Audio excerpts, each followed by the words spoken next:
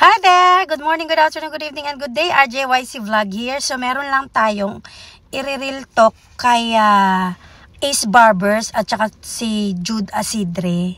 Kasi umaapila sila doon sa sinabi nung kanilang kaalyansa na ang impeachment daw ang dahilan kung bakit laglag ang alyansa sa Mindanao. So, ito masasabi ko lang.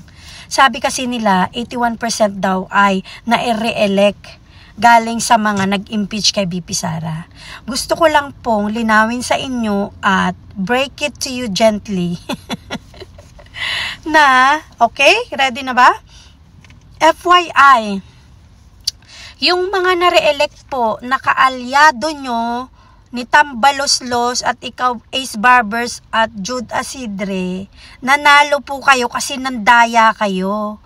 Nanalo po kayo kasi pinadisqualify nyo yung mga kalaban nyo. Galawang Tambaloslos yan. Di ba nga si Tambaloslos nanalo kasi pinadisqualify niya yung kalaban niya. Ganyan siya kaduwag.